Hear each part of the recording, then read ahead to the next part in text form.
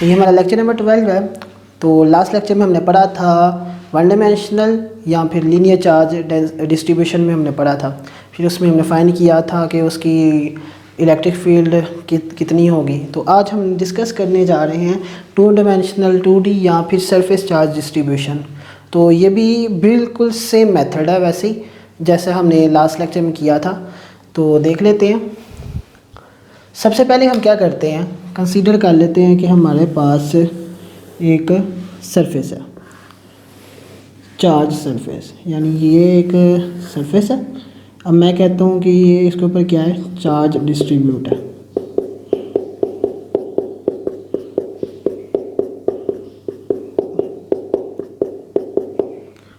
ठीक है। अब हमने इस सरफेस की वजह से जो चार्ज यानी जो इलेक्ट्रिक फील्ड होगी किसी एक पॉइंट P पर, वो इसमें हमने फाइंड करनी है। ठीक है। तो इसमें सबसे पहले क्या करेंगे, वही जो हमने काम पहले किया था। सबसे पहला काम हमारा होगा कि हम एक इसमें ना लेंथ पहली वाली में हमारे पास लीनियर था, उसमें सिर्फ एक लेंथ आ सकती थी। अब ये 2D है तो इसमें हम क्या करेंगे, एरिया एलिमेंट लेंगे। यानी ये जो हमारे पास ये वाला एरिया ना, ये बॉक्स वाला, ये मैंने ले लिया और इसके अंदर जो चार्ज है वो कह लो DQ और इसका जो एरिया एलिमेंट है वो D है। इसकी जो इलेक्ट्रिक फोर्स या इलेक्ट्रिक फील्ड होगी वो इस तरफ होगी DE, और पॉइंट P से इसका जो डिस्टेंस है वो है स्मॉल r। तो ये आपने ज़हन में रखना है। तो इसी तरह सेम आ गया हमारे पास कितना, एरिया एलिमेंट, एरिया एलिमेंट कितना आ गया, DA। चार्ज एलिमेंट कितना आ गया,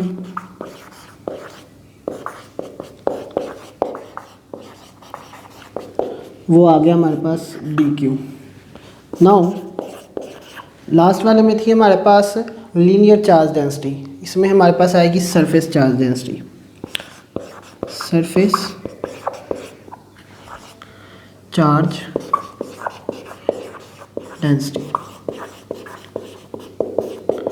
वो कितनी होगी हमारे पास, उसको हम लैम्डा ज़ाहिर कहते हैं, इसको ज़ाहिर कहते हैं सिग्मा से, और ये आ जाएगी हमारे पास DQ/DA, चार्ज ओवर जो उसका एरिया होगा।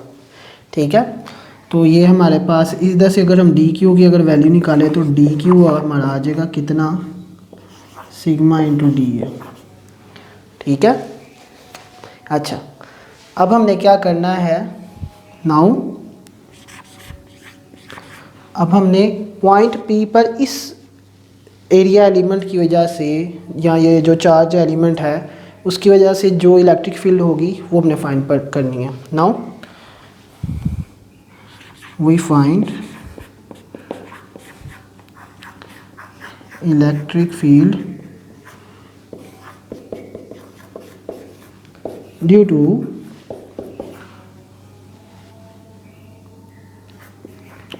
चार्ज एलिमेंट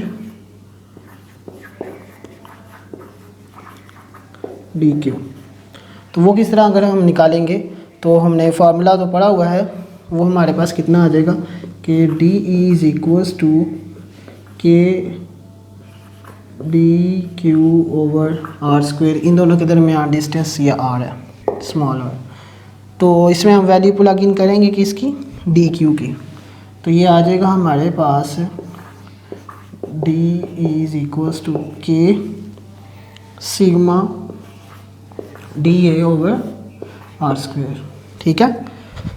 अच्छा, इधर लिख ले एट पॉइंट P। अच्छा, नेक्स्ट आ जाता है, ये तो था किसके लिए, सिर्फ इस चार्ज एलिमेंट या एरिया एलिमेंट की वजह से। अब हमने निकालना है for whole surface, for whole surface.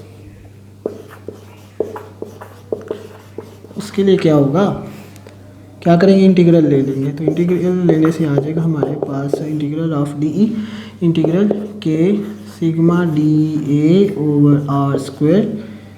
ये आ जाएगा हमारे पास E is equals to integral K sigma dA/r का स्क्वायर।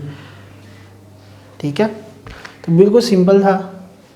तो उम्मीद करता हूँ आपको समझ लगी होगी। तो मिलते हैं नेक्स्ट लेक्चर में, तब तक के लिए अल्लाह हाफिज़।